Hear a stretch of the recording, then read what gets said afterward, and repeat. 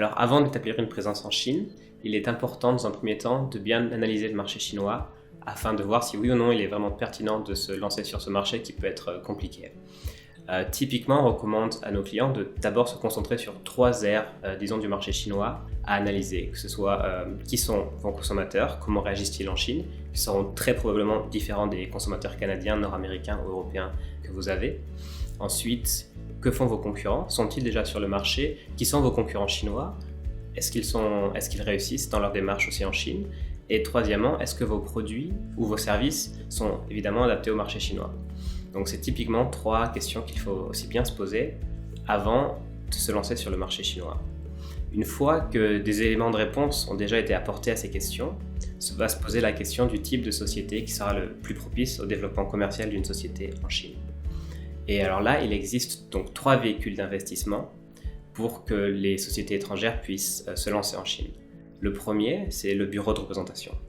Un bureau de représentation est une entité qui vous permettra d'afficher votre drapeau sur la carte de la Chine. C'est vraiment une structure qui va vous permettre à la fois de prospecter en Chine, qui vous permettra de tisser des liens avec des consommateurs présents sur place ou bien avec des partenaires potentiels et donc d'effectuer une veille de marché afin de voir si oui ou non c'est vraiment pertinent pour vous par la suite d'investir plus. Donc l'investissement requis pour un bureau de représentation est limité, mais encore une fois, les activités que vous pouvez effectuer avec ce bureau de représentation seront limitées également. C'est-à-dire que vous ne pourrez pas acheter directement en Chine via cette entité, vous ne pourrez pas non plus vendre directement en Chine via cette entité, et vous ne pourrez pas non plus embaucher des gens directement sous le nom de cette entité. Vous devrez obligatoirement passer à travers une tierce partie qui sera en charge d'embaucher ces personnes, et si vous avez des étrangers, de leur fournir des visas, etc. Donc c'est vraiment uniquement quelque chose qui est pertinent si vous souhaitez en savoir plus sur le marché chinois et s'il vous est impératif d'avoir aussi, encore une fois, ce drapeau sur la carte de la Chine, peut-être pour être plus crédible avec des partenaires ou peut-être pour pouvoir plus facilement, encore une fois, appréhender la nature du marché local. C'est donc une structure qui est assez limitée. Comme je le disais précédemment, l'investissement nécessaire est bas. Il n'y a pas de minimum ou de maximum que vous puissiez investir, mais par contre, encore une fois, ce n'est pas une société qui pourra générer des revenus du fait qu'elle ne peut pas vendre. Donc, ce qui implique que lorsque vos comptes sont assez en Chine, vous devrez réinjecter du capital en provenance du Canada afin de pouvoir permettre le déroulement normal des opérations sur le marché. Encore une fois, ça peut être pertinent pour découvrir le marché. Ça n'est pas pertinent si vous souhaitez passer par cette structure pour vendre ou acheter en Chine ou pour faciliter la vie de vos clients existants déjà en Chine. Dans ce deuxième cas de figure, ce serait plus pertinent de regarder ce qui s'appelle la société à capitaux 100% étrangers ou en anglais WOFE, Wholly Owned Foreign Enterprise. Ce type de société vous permet d'opérer de façon complètement indépendante en Chine.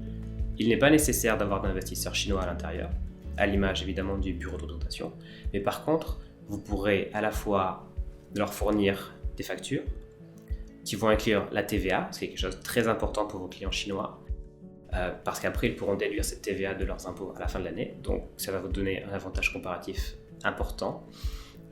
Deuxièmement, vous pourrez évidemment acheter en Chine pour revendre à l'étranger si nécessaire. Vous pourrez évidemment avec ce type de structure aussi produire en Chine. Vous pourrez également fournir ce qui s'appelle donc du conseil ou des services. Donc maintenant, encore une fois, si on regarde à les sociétés à capitaux 100% étrangers ou WOFE, il y aura donc trois sous-types de WOFE. Le premier va être la WOFE de type fabrication, pour tout ce qui est, par exemple, si vous souhaitez établir une usine en Chine afin de produire, donc il vous faudra ce type de structure. Une WOFE de type commerce, si vous voulez pouvoir acheter, vendre en Chine. Et troisièmement, une structure qui s'appelle donc la WOFE de type conseil ou service, qui elle vous permet d'apporter du service, donc des biens immatériels à vos clients. Alors ça peut avoir l'air un peu compliqué, mais ça marche en fait de façon crescendo. Donc la WOFE de type conseil, elle, ne peut faire que du conseil ou du service. Par contre, la WOFE de type commerce ou trading peut faire à la fois du service, du conseil, mais aussi donc du trading, donc du commerce, achat, vente, import, export. Et la troisième, donc la WOFE de type fabrication, manufacturing, elle peut faire les trois, c'est-à-dire à la fois produire en Chine, acheter, vendre en Chine et aussi fournir du conseil ou du service. Donc ça marche crescendo. Par contre, les démarches pour la création de la société sont aussi crescendo. Donc il est plus dur ou plus long de créer une société de production que de créer une société de conseil. Pour vous donner un exemple, une société de conseil, ça va prendre en moyenne entre 4 et 5 mois pour finir toutes les étapes, donc obtenir tous les certificats et avoir une solution clé en main qui vous permet à la fin de tout simplement passer le seuil de votre porte et donc avoir une société qui marche complètement en Chine. À l'inverse, une société de commerce, elle, va prendre typiquement entre 5 et 6 mois, donc déjà un peu plus. Encore une fois, parce qu'il vous faudra plus de certificats. Par exemple, une société de conseil aura besoin d'avoir un certificat d'import-export, ce qui ne sera pas nécessaire pour une société de conseil. Et troisièmement, évidemment, une société de production aura besoin d'avoir des licences supplémentaires, dans la mesure où là, il va vous falloir concevoir des biens, qu'il y aura des contrôles qualité, que vous allez devoir louer un atelier ou une usine, encore une fois, qui devra respecter certaines normes environnementales en Chine, etc. Donc typiquement, ce troisième type de structure va prendre des fois entre 9 voire 12 mois afin de finaliser la chose, ce qui peut sembler très long. Mais cela est dû vraiment à la quantité d'étapes successives qui doivent être passées. La Chine ne permet pas vraiment de suivre toutes ces étapes en parallèle, car typiquement un document libère l'option d'accéder au document suivant. Donc c'est vraiment un enchaînement d'étapes à travers lequel il faut savoir naviguer afin de pouvoir à la fin avoir vraiment le type d'affaires qui va correspondre le mieux à l'activité que vous souhaitez mener en Chine. Alors à ce titre, et cela est valable pour les trois types de sociétés dont nous avons parlé juste à présent, pour les trois types de sociétés à capitaux 100% étrangers dont nous avons parlé jusqu'à présent, il va falloir aussi avec soin définir ce qui sera le business scope. Donc finalement, la nature de l'activité que vous allez réaliser en Chine. C'est quelque chose qui doit être défini avec soin parce que vous ne pourrez pas le changer par la suite. Ou vous pourrez, mais ça va être compliqué, ça va prendre du temps.